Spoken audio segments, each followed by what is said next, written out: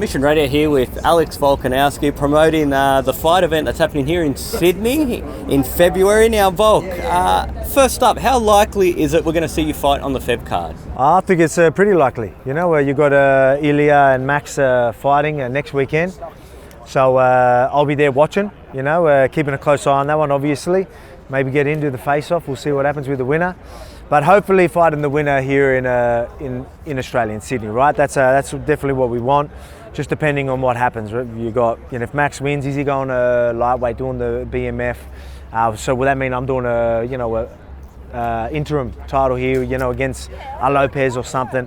I'm not sure. But if Ilia wins, you know, whether they can bring him to Sydney, we'll see. But that's obviously the plans. That's what the UFC want. That's what I want. And I think that's what everyone here in Australia wants as well. For sure. And you mentioned you're tipping Max, looking at the fight. You mentioned just earlier you're tipping Max to win the fight. Is that better for yourself if Max wins? Look, it's a tricky one where I want the Ilia fight so I can get that win back, right? But what makes it likely that I fight soon and fight here in Sydney is Max winning. I think the chances of me fighting in Australia, in Sydney in February is if Max wins. The chances are a lot higher then. Well, and I am picking him to win. Well, you think Max is winning this, but what do you make of that? What do you make of the weird face-off they had that Ilia and Max had when they FaceTime the video call? Yeah. I mean, like, good on Ilia. You got to remember, it's not his first language, and he's happy to take it on and promote the fight and do it in ways that probably a little bit uncomfortable for him. So he's still so good on him for that. But yeah, I mean, it's just they're gonna hype up the fight, talk, and I'm sure they both just got to be done. But they're like, just can't wait to actually settle it in the cage. It's like, you say what you want, we'll see you in a couple of weeks. You know what I mean? It's always a tricky one, where you got things to say, you mean it, but you don't get to show it till fight time. So I guarantee you, they're just, you know, hyping up the fight. But yeah, good on them. For sure. And got people talking. And Ilias talked about like going to a 155 fight in Islam. What do you have any thoughts around that? Or? I mean, he said that straight after his fight and that as well. Like, I mean, just play like he plays the game. You know what I mean? He knows how to get people talking. And good on him for trying to take obviously that'll be the best thing to do. If you could go there and fight up and still hold your belt while you're doing things like that. Yeah, everyone wants to do that. So you're going to call your shot. Whether that happens, different story. But he's calling his shot, and he's good on him.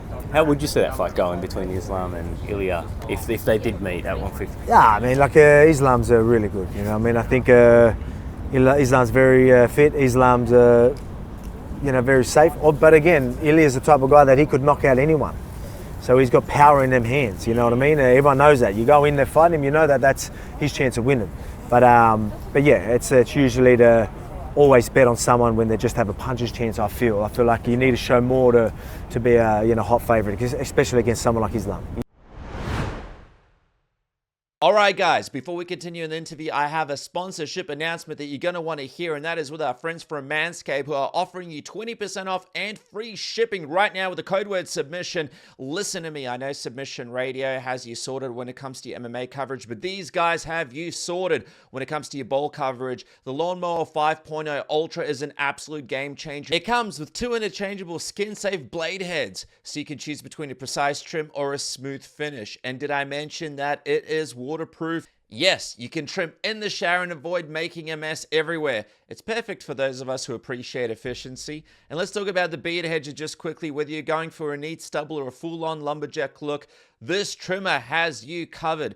It features a titanium-coated stainless steel T-blade and 20 length options. You can achieve any style you want with just a twist of the zoom wheel. The Lawnmower 5.0 Ultra always ensures that you're looking your best below the waist, while the beard hedger takes care of everything else. 20% off and code word submission now, plus free shipping. Now back to the program. And with Matt, you mentioned if Max does win, does that give an extra motivation to fight him a fourth time, or how does that feel? Yeah, I'm in a position now where I want to fight in Sydney, and I want to fight, and I want fights that excite me. Fighting for a belt excites me. Fighting just some contender for a contender fight, not exciting. You know what I mean? What excites you? Money, big fights, and gold. You know what I mean? So if he's wearing the gold, cool. You know what I mean? He's done an incredible job, obviously in his last fight. So right now he's in an incredible position. So yeah, it'd be a big fight. Even though we've already had 3 fights, I feel like the 4th fight will even be bigger, which is a blowout. You would never have thought that a year ago. Perfect. And just a couple more questions. Rob and Khamzat fighting coming up.